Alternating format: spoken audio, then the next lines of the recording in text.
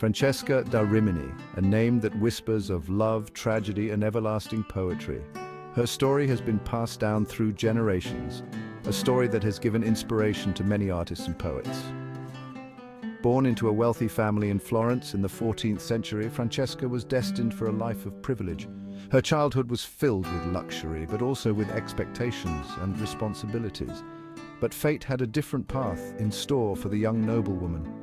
She was not meant to be a passive observer in her own life. Francesca's heart burned with an unquenchable thirst for knowledge and a soul that yearned to express itself. She found comfort in books and wrote down her own thoughts and feelings in secret diaries. Florence at this time was a city experiencing a boom in culture and intellectual growth. The city was a centre for trade, art, and science. The Renaissance was dawning, and the city's streets buzzed with new ideas and artistic inspiration. Artists, philosophers, and scientists gathered to share their thoughts and work. Francesca, with her sharp intelligence and natural curiosity, was quickly drawn into this lively environment. She participated in discussions, read everything she could get her hands on, and became a part of the city's intellectual circle. And there was, however, one thing about Francesca that set her apart from her peers: her poetic talent. She wasn't just an ordinary girl from the Middle Ages. She had a gift that few others possessed. From a young age, she displayed a remarkable ability to capture emotions and thoughts in verse. Her teachers and family noticed her unique ability to express herself through words. Her words were like little windows into her soul, and each line she wrote revealed a new part of her inner world. And they revealed a depth and sensitivity that captivated all who heard them. Her poetry had a magical ability to touch the hearts of those who listened. My poetry was not just a pastime. It was my way of understanding the world, of finding meaning in the chaos around me, of processing my own experiences and sharing them with others. Through my poems, I could communicate my deepest thoughts and feelings and create a connection with other people. Francesca's heart, filled with passion and longing, found its match in the young and charming Paolo Malatesta. Their love was intense and all-consuming, a beacon of joy in an otherwise strict and predetermined existence. Paolo, drawn to my beauty, intelligence, and poetic gift, became my muse and confidant. Together, they immersed themselves in the world of literature, and Francesca's poetic talent blossomed under Paolo's loving gaze.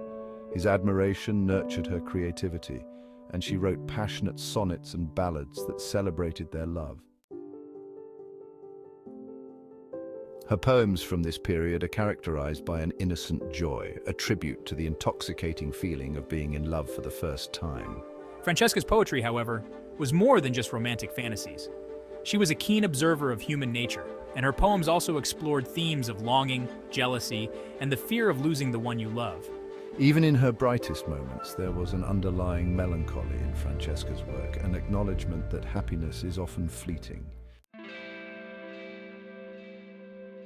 In the 14th century, being a female poet was a challenge. Women who dared to write often had to do so in secret or under pseudonyms to avoid criticism and social exclusion.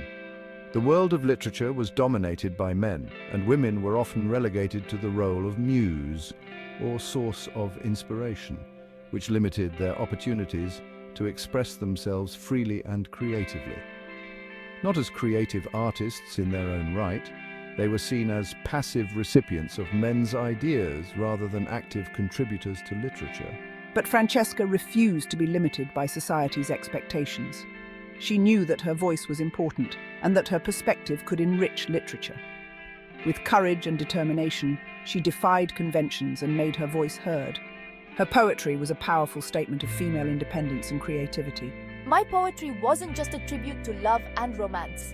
It was also a subversive act, a way to express my own thoughts and feelings, a way to challenge the established order and claim my place in a world that tried to silence me.